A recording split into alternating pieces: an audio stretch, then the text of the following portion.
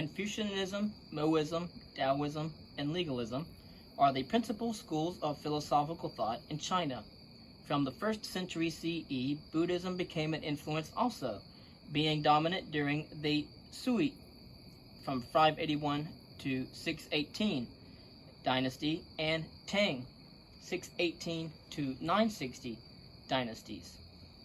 But apart from this and certain other briefer periods, Confucianism was the leading outlook.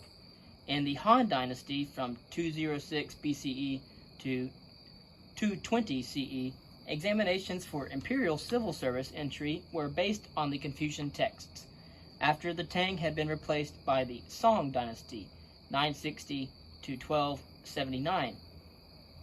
Civil service examinations based on the Confucian text were reintroduced, and the practice lasted for the 1,000 years from then until 1905. Bar an intermission during the Mongolian invader dynasty of the Yuan, 1279 to 1368. Classification of the philosophical schools in the pre-Han period owes itself to Sima Qian, 145 to 86 BCE, in his Records of the Grand Historian, known in Chinese as the Shiji.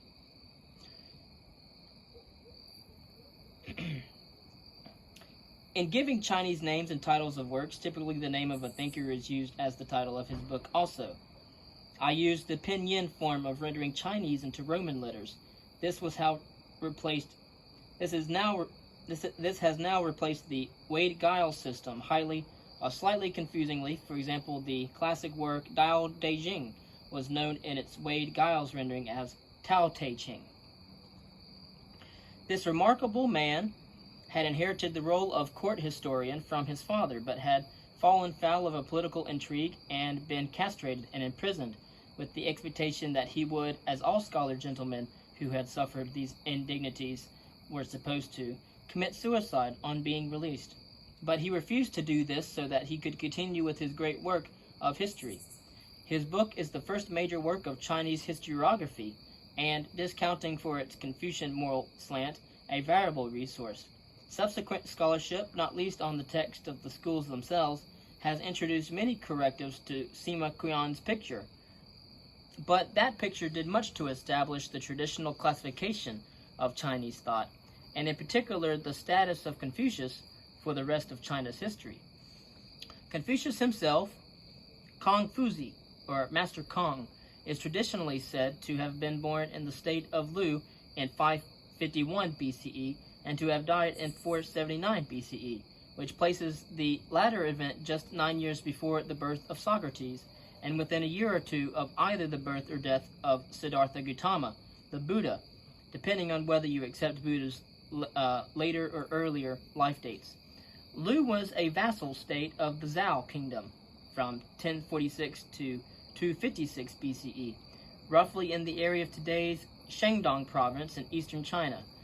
Lu figures significantly in China's history as the home state not only of Confucius, but also of Mozi, 470 to 391 BCE, the founder of Moism, and as the subject of the Spring and Autumn Annals, a chronicle of the state's history covering the period from 722 to 481 BCE.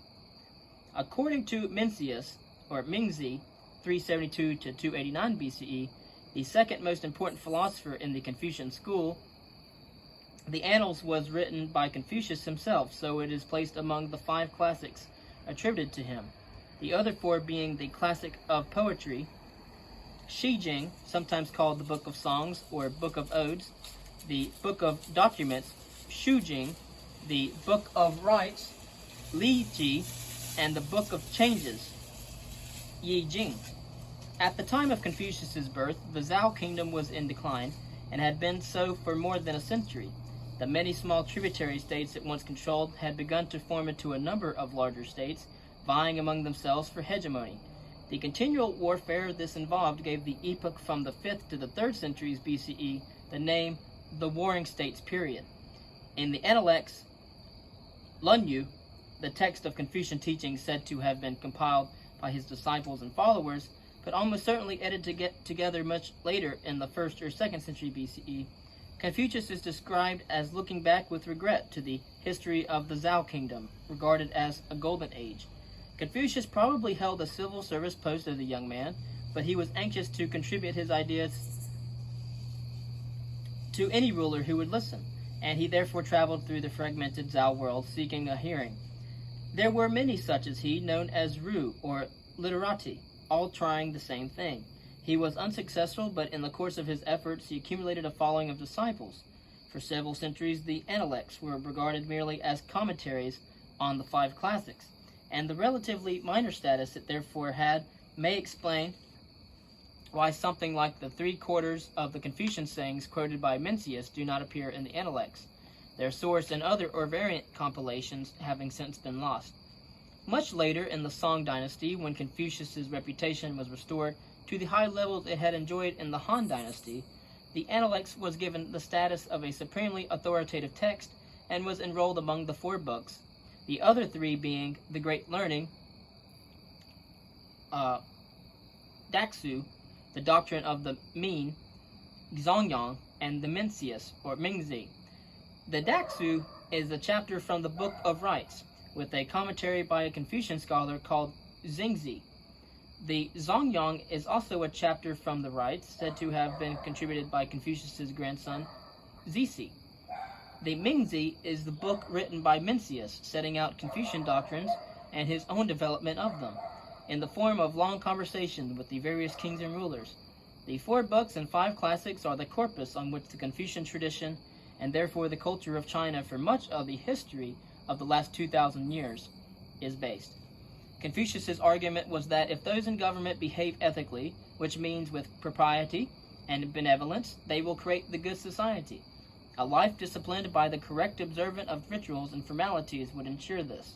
A key to the achievement of social harmony and right order is how such relationships as those between ruler and ruled, father and son, are observed. A passage in the Analects relates an anecdote in which Confucius is told of a village which an inhabitant known as the True Person, because he reported his father to the authorities for stealing a sheep. Confucius replied, "In my village, the true people are the fathers who cover for their sons and sons who cover for their fathers." This might strike modern Western sensibility as questionable, loyalty trumping honesty, but on a generous interpretation, and as it happens, one that is comfortable with everything else Confucius says, the point he is making is that if all relationships were correctly conducted, there would be no wrongdoing to lie about. The theory is top-down. If rulers rule well, fathers will be good parents, sons will be well brought up and dutiful, and therefore society will be harmonious and flourishing. The direction of ethical flow is from those in positions of authority who set the standards and examples of good behavior to those who depend on them. Accordingly, the people who are to set the standards have to observe the very highest standards themselves. The 2 fundamental concepts in Confucian ethics are those of Ren, which is benevolence or humanity, and Li, which literally means rights, but denotes proper behavior generally. In origin, Ren means manly, rather like the root meaning of the Sanskrit word vir, or hero, and the Latin word vir to mean man in the masculine sense, manly. From the latter comes virtue, once accordingly restricted to the male of the species. Ren has a variety of senses. Its principal sense is humaneness, or benevolence, and therefore includes kindness, consideration, compassion, and a concern for humanity in general.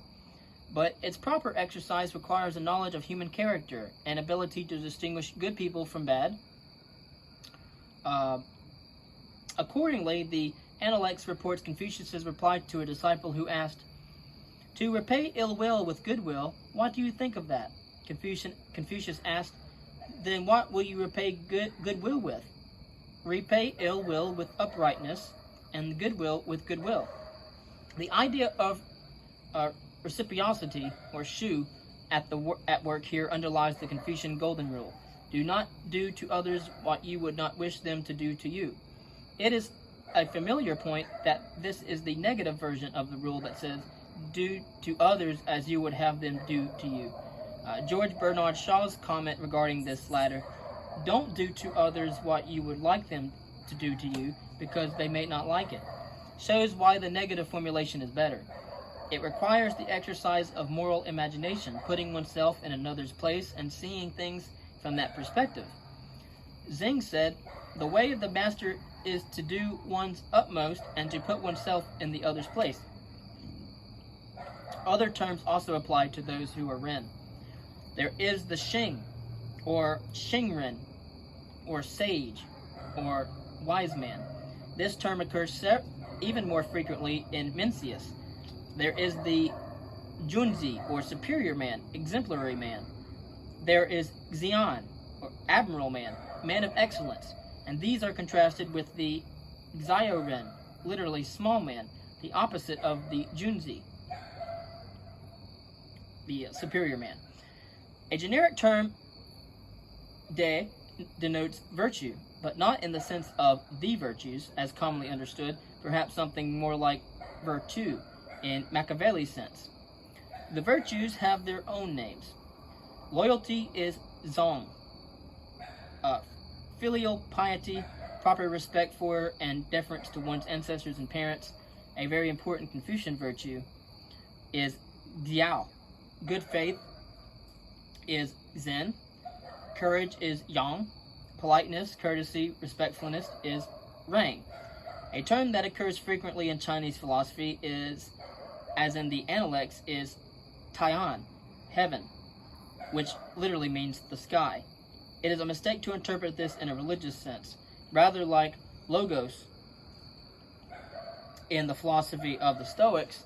It captures a very complex concept combining all, most, or some of the following ideas: an overarching independent order of the way things properly are, what should be complied with in order to do things properly or rightly, natural law, fate, destiny, what is not within personal control, necessity. Perhaps the most direct way for a Western sensibility to grasp Tian would be to describe it as the universe behaving as if it were a purposive entity. But Tian is not a deity or any kind of conscious agency. As the sky, it figures as a place at the beginning of the classic novel by Cao Zhuquan, The Dream of Red Mansions, or Dream of the Red Chamber. In the definitive English translation, it is entitled The Story of the Stone. A goddess called Nuwa is repairing the sky with melted rocks, one of which is left at the foot of the Great Fable Mountains. Two monks find it, and it asks them to take it to see the world. It turns into a boy, this being Jia Bao, the novel's central character, and the novel tells the story of his family, friendships, and loves. In this 18th century Qing dynasty work, the sky and the immortals are as fairyland and wizards would be in Western stories, or as Middle-earth and hobbits are to Tolkien. They are not part of the ontology of the Analects or other schools of Chinese philosophy. Much is said in the Analects about study or learning. Xu, to achieve the status of Ren and to acquire understanding of people and society. Zi, a learned man of the understanding will know how to follow the way, or Dao. Dao, often written Tao, is a key term in Chinese thought in general, with its own nuances and rich set of associations for different schools. In Confucian thought, it is often expressed in terms of the way of the gentleman, the way of one's father, the way of Wen and Wu, these being two legendary founding kings of the Zhao period, father and son, who respectively chose civil and military means of rule. But the general idea of the Confucian way is that of correct, appropriate, humane, benevolent, mutually courteous, loyal conduct of government in general and relationships in particular. To become a superior person who follows the way, or the Tao of Ren, one needs to learn the four subjects taught by Confucius: culture, good conduct, loyalty, and honesty. The word for culture, Wen, literally means ornament or decoration, but as applied to people, it denotes the intellectual and personal graces that make for a Junzi, a superior man. King Wen of Wen and Wu was known as the cultured king. A cultured person respects and observes the rites. Li, the practice of which ensures that everything is done with respect, courtesy, reverence, and discipline. The importance of Li for Confucius is that if due process is followed in the business of both government and ordinary life, everything will be orderly and clear, because relationships will be maintained in the proper way. One whole book of the Analects is dedicated to a discussion of rights, mastery of which, alongside music, writing, mathematics, archery, and charioteering, was regarded as a necessary accomplishment for a gentleman. For Confucius, the family is the foundation of society. It is where filial piety and brotherly respect are learned, and with them a caring and considerate attitude to humanity in general. Ren itself. To exercise Ren is a practical matter, a pragmatic matter, and the implication is that it can be learned. Rather, as in Aristotle, the virtues can be practiced in order to become habits. For the Confucian tradition, a question arose about the relative importance of the two fundamental concepts of Ren and Li. Which is the most important? This came to be called the Nei-Wai debate. Nei meaning inner and Wai meaning outer. Confucius himself appropriately argued for balance. When basic disposition overwhelms refinement, the person is boorish. When refinement overwhelms basic disposition, the person is officious. The exemplary person balances his basic disposition and his refinement. At the same time, other texts in the Analects can be read as privileging Ren over Li or Li over Ren, allowing the Confucian tradition its scope for debate. The Confucian outlook as expressed in the Analects is idealistic and optimistic, not least in its view of human nature, or at least the possibility of appropriate cultivation of human nature. Mencius, the second master of the Confucian tradition, whom legend says was taught by Confucius's grandson, Zisi, 483 to 402 BCE. The dates themselves do not allow this. Mencius was born in 372 BCE, took the view that human nature is fundamentally good. It follows that the prospects for the ideal Confucian state and society are good too. The third master of the tradition, Xunzi, his name was Xun Kuang, 310 to 235 BCE. He is standardly known by the name of his book, the Xunzi, disagreed. His more realistic attitude resulted in the most carefully worked out position for a Confucian approach to social ethics. Mencius's view about human nature places him on the side of the inner, Nei, in the Nei-Wai debate. What matters most, he said, is Zen, the heart and mind or heart-mind, from which comes all that can lead people to be Ren. And Ren just means virtue. So when I say Ren, think of virtue. Mencius explained wrongdoing as the result of external forces. In hard times, people commit crimes or become violent because they are struggling for survival. It is not a natural disposition for people to be like this, but suffering is what sinks and drowns their hearts. As proof of innate goodness, Mencius cites such phenomena as the distress anyone feels when they see a child is in danger of falling into a well. They do not feel distress because they wish to please the child's parents or to get social approval. The sentiment arises in their Zen. In good Confucian fashion, Mencius identified the cardinal virtues as benevolence, Ren, righteousness, Yi, wisdom, Zi, and propriety, Li. Each is associated with an emotional attitude that expresses or enacts it. Benevolence arises from compassion, righteousness from disdain for what is bad or wrong, wisdom from feelings of approval and disapproval, and propriety from the respect or reverence we feel for something or someone. The idea that virtues are expressed via their connection with emotions agrees with the argument in David Hume and others that emotions are the source of motivation. An assumption in Mencius's account is that virtues both arise from and are exercised through a correlative motivational state of feeling, and these feelings are natural endowments of human psychology. Mencius held that two of the four virtues, benevolence and righteousness, are primary. A ruler who possesses both virtues of benevolence and righteousness will be aware of the effect of his policies on his people and will act always to benefit them. His sense of honor will make him disdain doing wrong or acting corruptly, in small ways just as much as in large ways. With a benevolent and righteous ruler, the state will flourish and the people will be happy. The reason why they will be happy is not just the obvious one that they will have peace and prosperity, but also that in such circumstances their natural goodness will be able to express itself more fully, thus icing the cake. In a good society, the people are at their best, making the society yet better. It is a virtuous upward spiral. Perhaps it says more about the nay disposition of Mencius himself, and to his credit, therefore, that he thought this to be achievable. The next Confucian master, Xunzi, thought very differently, however. Xunzi lived during the latter part of the Warring State period, by which time Confucianism itself, Taoism, legalism, and other schools had grown both in numbers of adherents and in energy of debate, constituting what is known as the 100 Schools of Thought, the golden age of Chinese philosophy. There were not literally 100 schools.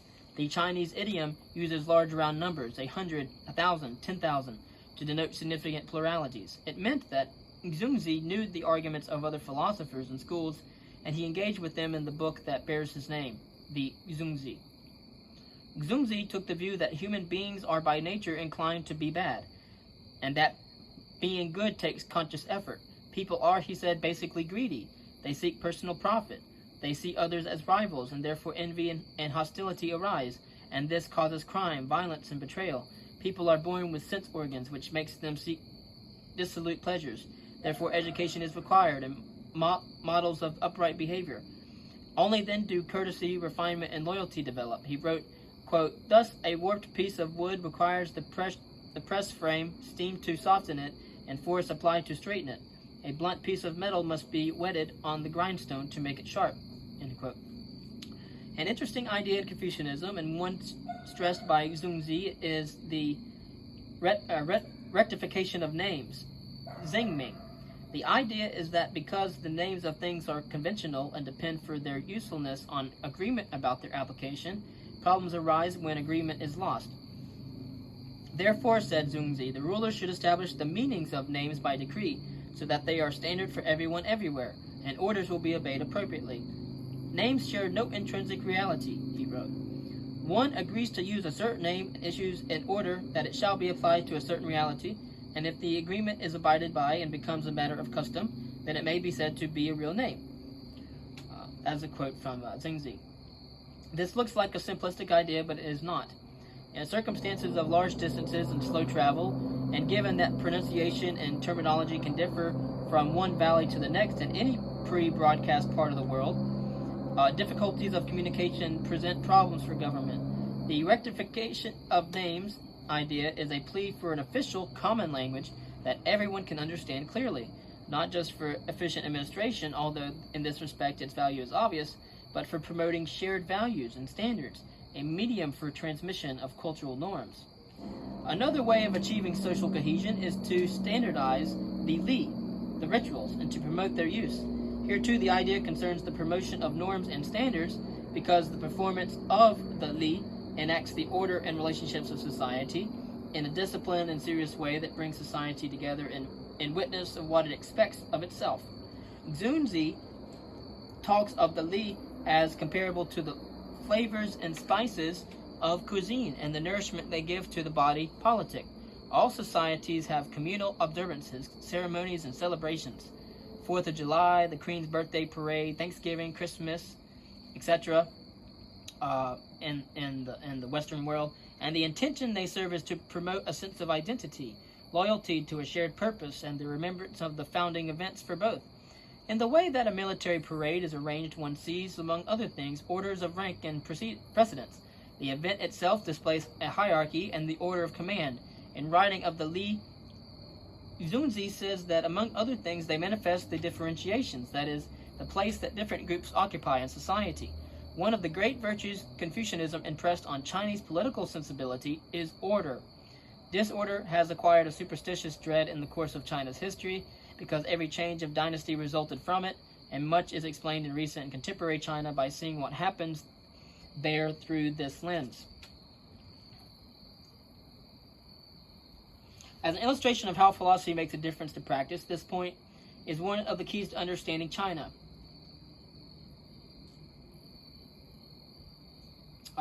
For example, the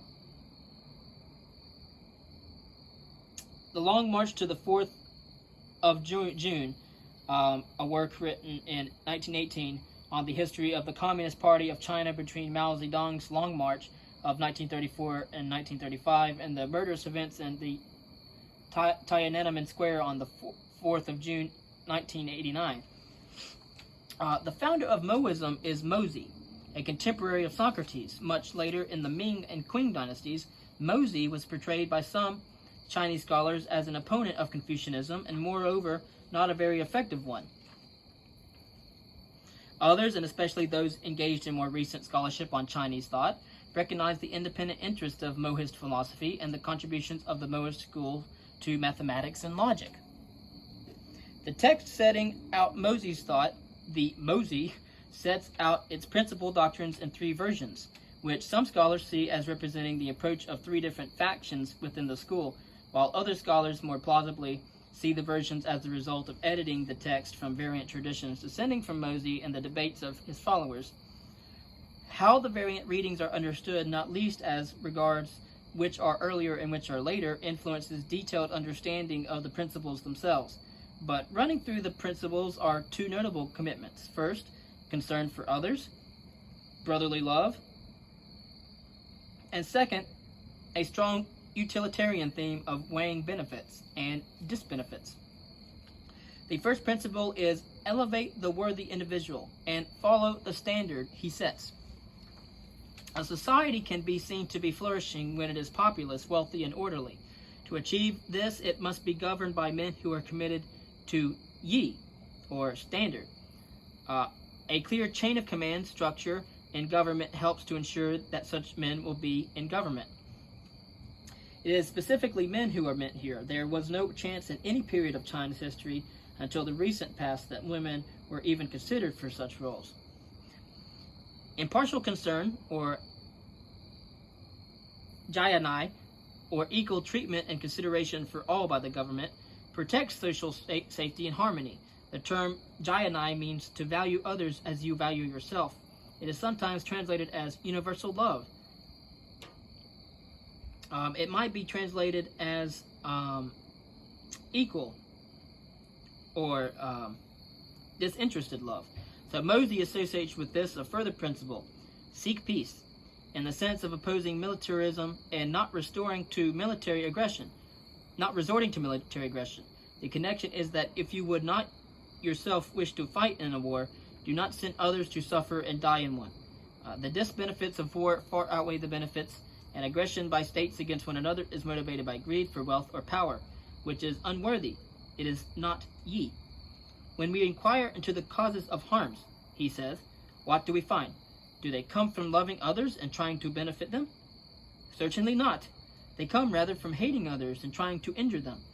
Such notions are motivated by partiality, selfishness, and this gives rise to all the great harms in the world. End quote. Moderation in expenses, including specifically moderation in funerals, not just their cost, but the 3-year mourning period for parents during which the mourner did not work, is supported by a clear-minded weighing of li and hai, benefits and disbenefits. Although that length of mourning is probably psychologically right, 2 years is about the least time it takes to get fully over the loss of a loved one, whether through death or the ending of a significant relationship. Mozi thought that the conventional manner of marking respect and filial devotion by such an excessive observance was the result of confusing what is habitual with what is proper, and what is customary with what is right. This is not the only respect in which one recognizes a congruence between Mohist thought and the New Testament criticism of the but noting and conforming to the impartiality of Tian, which is the same for all, and has in effect nature, or the natural right order of things, which exist for the benefit of all, will ensure that individuals in society alike will be standardized.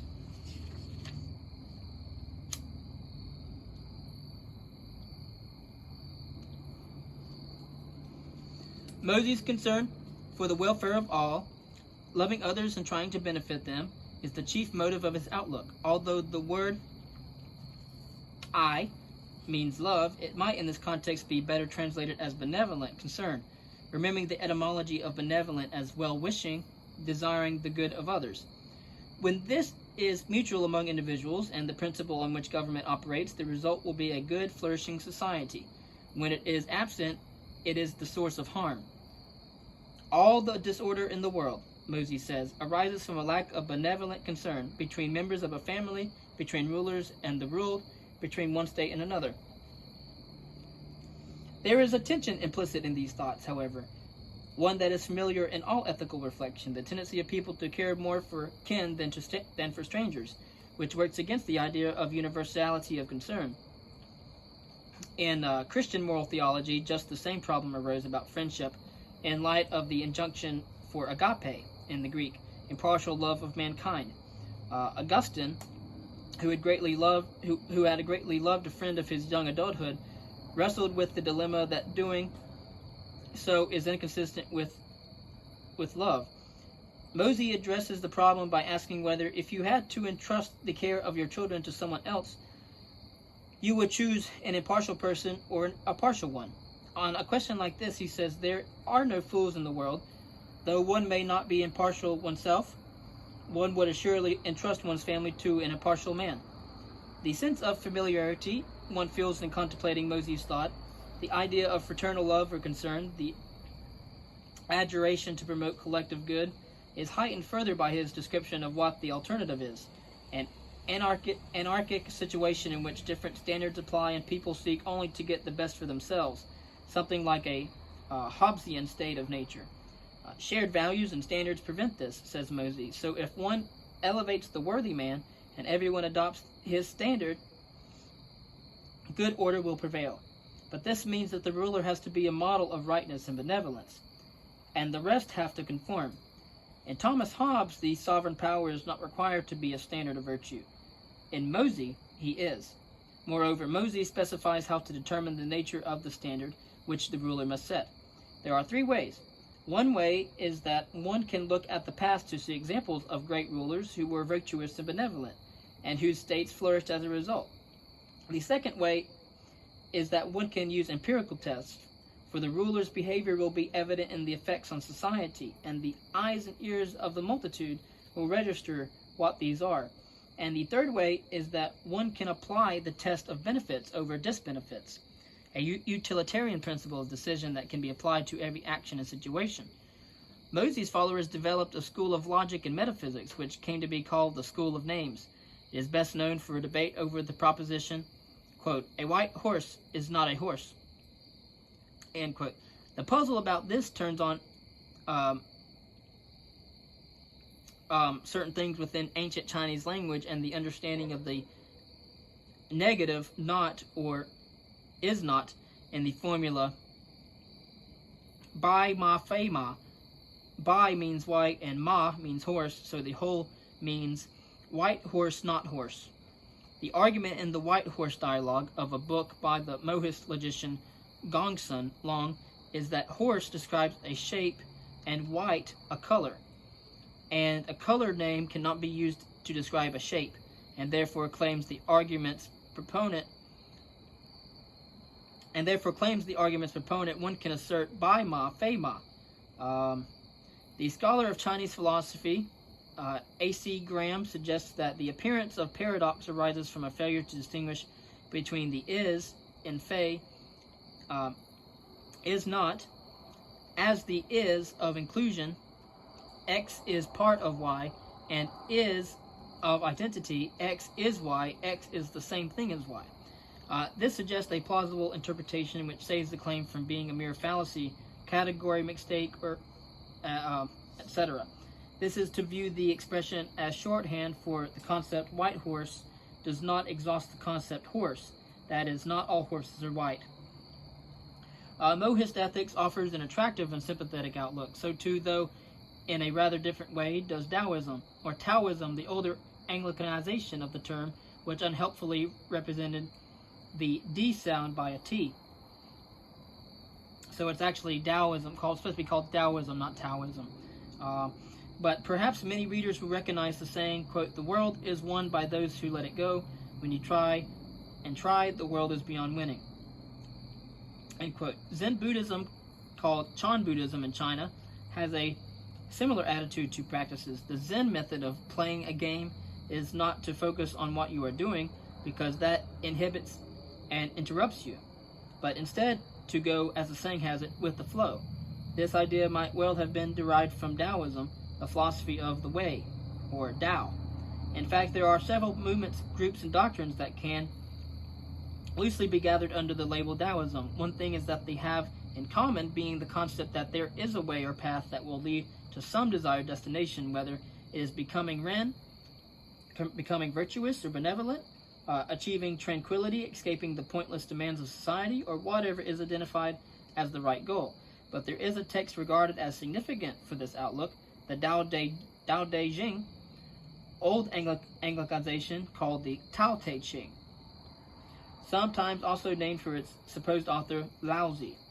Laozi was the author of the Tao Te Ching.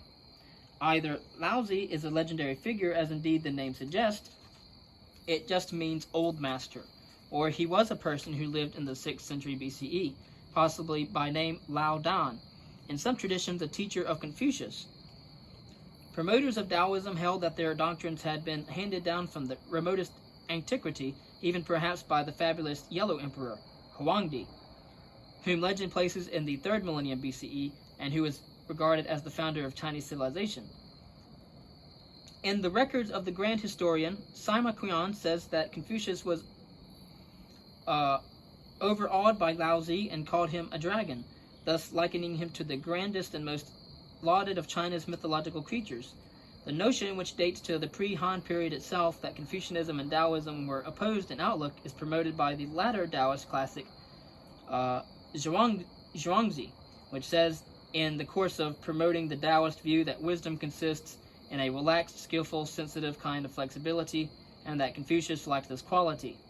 Scholarship shows that the Tao Te Ching was not written by a single person. It provides the kernel of a set of ideas called Daode, and Sima Qian gave the label Daojia to those who put these ideas into practice. Jia, meaning family, or figuratively tribe. There were in fact several Daojia, now classified as Huanglao, philosophical Taoism, and religious Taoism, but they all draw on the central concepts of Taoism: Tao, meaning path; De, power, potency, virtue; Wu Wei, do nothing, and others. The Tao Te Ching itself, Jing meaning classic, is in two parts: the classic of Tao and the classic of De. So De is power, potency, virtue. Tao is path. The concept of Tao is extremely complex, rich and multiple. The very first sentence of the Tao Te Ching says, quote, "The Tao that can be explained is not the eternal Tao," end quote. This looks like a door shut on understanding. Matters are worse. Use of the before the final occurrence of Tao suggests that there is one eternal Tao. Some interpret it this way. Others argue that the original Chinese Dao Ke Dao Fei Chang Dao, literally Tao possible to say not ever enduring Tao, leaves it open that there are many ways. Nor can Tao even be named. The Tao Te Ching's second sentence is, "The name that can be named is not the name," meaning the name of Tao that can be named is not its name. Tao is Wanwu, 10,000 things, suggesting that Tao is reality that transcends anything that can be comprehended. It is inexhaustible, indifferent, ungraspable. Or it is in the origin or source of all things, inaccessible to understanding. So Dao Ke Dao Fei Chang Dao. Tao possible to say, not ever enduring Tao. It is what sustains everything, the fountain of existence and its continuation. These metaphysical renderings are superstitious, given the ineffability of Tao. Later commentators have added their personal take on what could or should be meant, some giving it a religious connotation, associating it with divination, cosmology, and meditation. De was translated above as virtue, goodness, or morality, while in renderings of the Tao Te Ching it is often given as potency, a sort of life force towards self-realization. On this view, to follow the way is to apply direct or unleash one's life potential, Following the way mostly echoes the early understandings of Tao as a teaching or path. The Chinese character for Tao has two components, one associated with walking or going on a journey, and the other with following, but the essence of the Tao Te Ching's view of the journey that ought to be followed is that it is a deeper and prior thing than the ways or virtues taught by other schools. Quote, when the great Tao declined, the doctrines of humaneness and uprightness arose. When the ideas of knowledge and wisdom came along, hypocrisy arose. When relationships are out of harmony, ideas of filial piety and love for children arise. When the country is disordered, praise will arise for good ministers. Abandon these ideas and there will be wisdom and uprightness. There will be filial piety and love. End quote. The injunction implicit here is to adopt the way of Wu Wei. It carries the implication that in a time before society and social organization, people behaved naturally and spontaneously, and therefore with effortless goodness. With society comes the need to make an effort to be humane, to be honest, to be filial. The Taoist state of nature is therefore the opposite of Thomas Hobbes, and more like John Locke's. There are easy models for the Taoist conception in the lives of those animals that live untroubled by predators at the top of a food chain. Wu Wei means non-action. It does not mean that one should literally do nothing at all in order to be in conformity with the way. A more accurate rendering, as just suggested, is effortlessness, not striving. This is consistent with the quite definite idea of Wu Wei in the Zhuangzi, where it relates to non-attachment and the achievement of serenity. Later legalist philosophers recommend Wu Wei to rulers, what politicians sometimes regard as masterly inaction, letting things play out of their own accord without interference. Taoist masters use various analogies to explain Wu Wei, likening it to water which flows around things without troubling itself. Quote, the wise man acts without effort, teaches without many words, produces without possessing, creates but is indifferent to the outcome, lays claim to nothing and therefore has nothing to lose. End quote. One can learn how to live the principle of Wu Wei by observing nature, its spontaneity and rhythms. Quote, nature says little. A whirlwind does not last the whole morning. A rainstorm does not last the whole day. Who makes them? Nature. If nature cannot make them last long, how can man? End quote. The idea of nature and naturalness is Ziren. Z meaning self and Ren meaning thus as it is. The idea is that what one is and does comes from within, arises from the inner nature of things, including oneself. The other great classic of Taoism is the Zhuangzi, named for its author of the same name. His dates are 399 to 295 BCE, give him a long life. He was born in the year that Socrates died. It is more playful and teasing than the Tao Te Ching, more critical, more skeptical, full of anecdotes drawing from animal and insect life, and it asks questions and poses problems but leaves them suggestively unresolved. The tales are entertaining and instructive, and some have become well known outside of the context of the Zhuangzi and Taoist philosophy itself. There is, for example, the story of the man who dreamed he was a butterfly, flittering happily about, and then he woke and wondered whether he was a man who had dreamed he was a butterfly, or a butterfly dreaming that he was a man.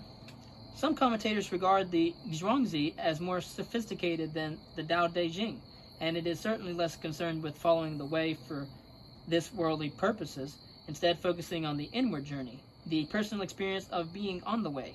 It is not, however, clear what the exact relationship is, still less the respective dates of composition between the Zhuangzi and the Tao Te Ching, so these comparisons might be misleading. The difference might not be one of the development, but one of the tone and intent or emphasis. The Zhuangzi teaches that one should distance oneself from politics and practical life, and instead should align oneself with the way and follow its lead spontaneously, without striving and desiring. Thinking about things analytically or too much is the wrong thing to do. Wandering along the way, that is the ideal. Later in the 1st centuries CE, a form of Taoism known as highest clarity Taoism became popular among the elite despite the anti-rationalist and anarchic tendencies of the Zhuangzi's version of Taoism.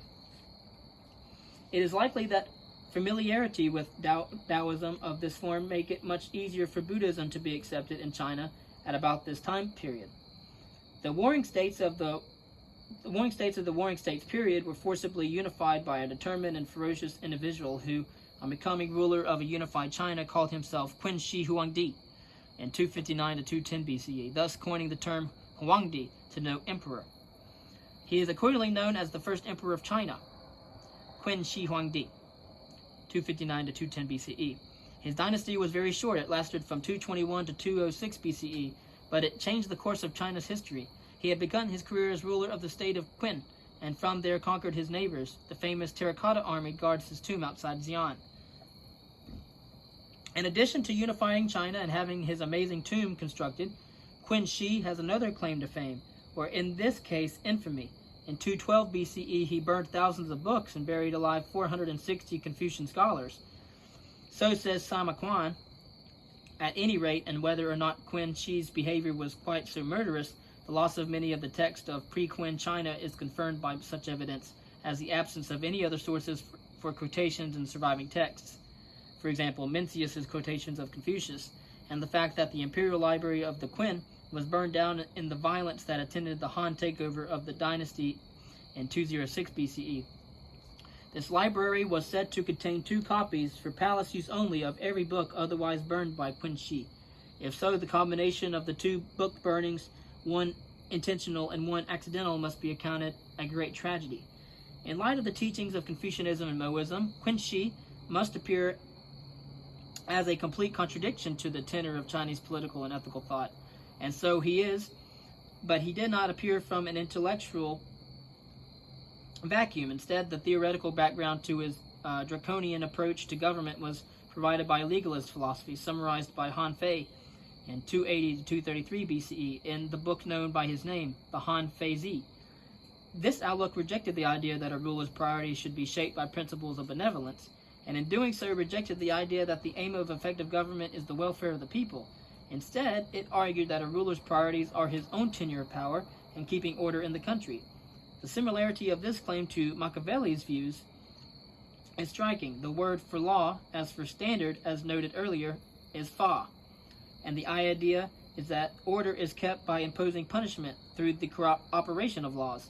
Han Fei himself imported the idea from Taoism that the ruler should, or seem to, do nothing from behind the wall of the law, hidden and remote. A number of the legalist thinkers were in government. Li Si, from 280 to 208 BCE, was Qin Shi Huangdi's prime minister. Their writings were pragmatic and focused wholly on the business of government. 3 concepts were fundamental to their outlook: law and punishment, the technique of statecraft, and the nature of power and its retention. To govern by law is to praise the right and blame the wrong. Han Fei wrote, "The conflation of standard and law came naturally to the legalist, given that any meaning other than the idea of a standard as in weights and measures was irrelevant." The legalist philosopher Shang Yang, from 390 to 338 BCE, the minister of the state of Qin who helped Qin Shi achieve his conquest of the rest of China, believed that severe punishments, far more severe than would be merited by crimes on a doctrine of proportionality, was a way to ensure order, for people would be too frightened by the prospect of them ever to step out of line. In punishing, he wrote in the book of Lord Shang, light offenses should be heavily punished. If light offenses are prevented, heavier offenses will not appear. Thus will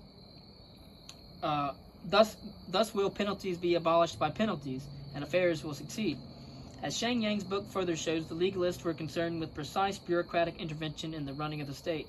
Regulation of trade and market prices, especially of food and military organization, were all examined in detail. Preparation and organization were all. A ruler must not be taken by surprise.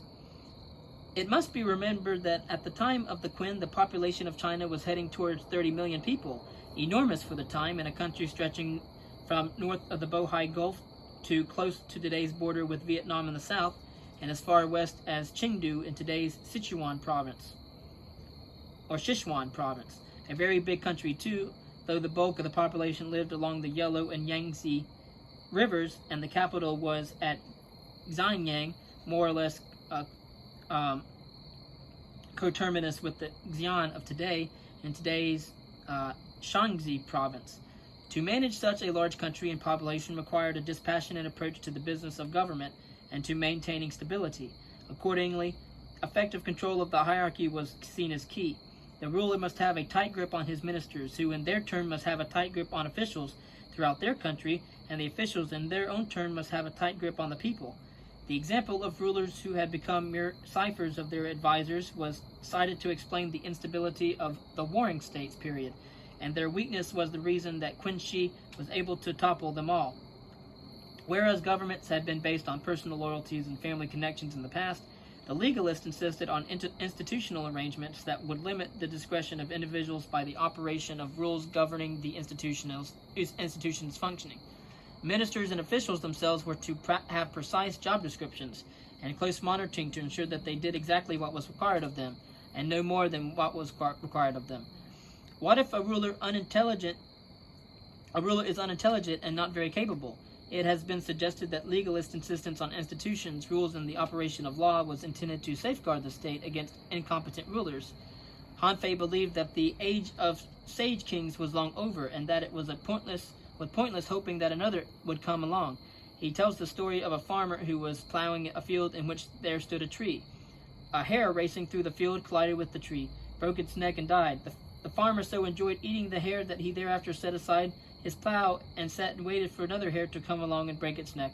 The folly of doing the same in hopes of another sage king to appear, said Han Fei, speaks for itself. This connects with legalist thinking about power or authority, or Shi, in general. An early legalist Taoist philosopher known as Shen Dao, 350 to 275 BCE, is quoted and discussed in both the Han Feizi and the Zhuangzi on the question of power. He believed that it has sources either in the love of the masses or in the subduing of the masses. He also argued that position carries power just by virtue of being position, so the ruler's power belongs to him just in virtue of his role. Han Fei made use of this point. Quote, I discussed the power of position because of mediocre rules. If they hold to the law and rest on the power of their position, there will be order, otherwise there will be disorder. End quote. Because naturally good rulers will be rare, the institutional arrangements of power and law need to be maintained so that states can function even under mediocre rulers. Forget trying to rule by virtue, especially if the ruler's level of virtue is modest. Only the exercise of power can ensure that the people will remain orderly. And this degree of realism runs all through the theory. Legalists agreed with Zhuangzi that ordinary people are basically inclined to selfishness and wickedness, although their focus was not on discussing the question of human nature, but on the practical means of managing its worst aspects. Legalism was indeed downright cynical about Zhao Ren, the common people. The words literally mean small man. So legalism was indeed downright cynical about the common people because they referred to them as small men. Han Fei described them as having children's minds and said that a sensible ruler does not rely on hoping that his people will seek to do him good, but instead should rely on ensuring that they cannot do him harm. Other legalists advised taking measures to weaken the people's ability to rise against their ruler. Shang Yang said that the people should be kept fully occupied in either agriculture or war, which apart from giving them no time to be a nuisance, would ensure that the state is strong in other respects. Han Fei also advised that whereas the Fa, or laws, should be publicized as widely as possible, the government strategy should be kept a close secret. Strategy and plans work effectively only if opposition to them can be avoided or minimized, and the people are politically weak if they do not know what the government has in mind. The people are instruments of the ruler's power. They serve to increase his wealth and influence, and care must be taken to ensure that they do not gain an advantage that lessens their serviceability. This extends to ensuring that not too much wealth is accumulated in private hands, because wealth is power too. The one place where legalism was put fully into effect was the state of Qin. Advocates of its draconian outlook might say that this is why a ruler of Qin eventually came to be the emperor of the whole of China. When Zhuangzi visited Qin in the early 3rd century BCE, he found the people uneducated and fearful, the officials wooden and impersonal, the society backward-seeming, brutal and dull. And as tends to happen when such views are put into effect, those who advocate them themselves become prey to them when they fall out with the rulers they served. Sheng Yang was tied to 4 chariots and torn in pieces. Li Si was cut in 2 in public. Han Fei committed suicide in prison to avoid being subjugated to a similar horrific execution. Perhaps these unfortunate philosopher-politicians should have prepared themselves for their fate, or avoided it, by consulting the Yi Jing, the Book of Changes, the famous divinatory text thought to date to 1000 BCE or near it. The book came to have its current basic arrangement. Of course, there are variations. Late in the first millennium BCE, it contains arrangements of lines and hexagrams, with statements attached to each hexagram and each line, not unlike fortune cookie statements. The philosophically interesting aspect of the Yi Jing is the set of commentaries that came to be appended to it, known as the Ten Wings. Their authorship was attributed to Confucius in the traditional way as a convenience. The Vedic and enigmatic nature of the Yi Jing permits a variety of interpretations of its meanings and theories about its origin and purpose. So, an example of how the Yi Jing is treated in modern scholarship is provided by those who say that it is based on systematic observation of nature and its changes, together with empathetic feelings thus generated, and that this underlies Chinese philosophy subsequently. Thought about reality proceeds by way of images, and the diagrams map all basic human situations. Between them, the observations of nature and the mapping of human situations provides a comprehensive system covering the origin of the cosmos, the ethics of both human relationships and relationships with the environment, and philosophical considerations about society. This would be a very substantial yield from a terse, repetitive, and enigmatic set of remarks appended to blocks of lines.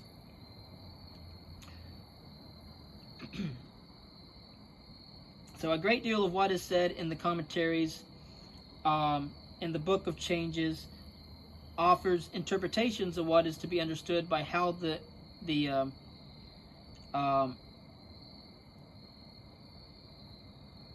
yarrow sticks have fallen when cast in asking the Yi Jing a question, so the claim that matter of philosophical substance is to be found where there is a tendentious one.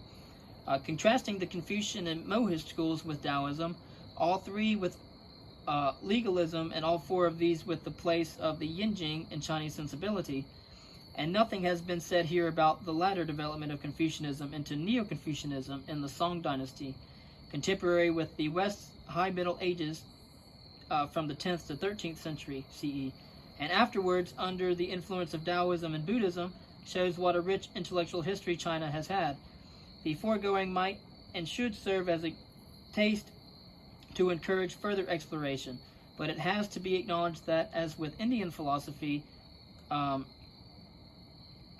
the language barrier presented in this case by ancient Chinese, even more difficult than Sanskrit, which is difficult enough, inhibits the depth of engagement that would assuredly prove as educative as it is fascinating.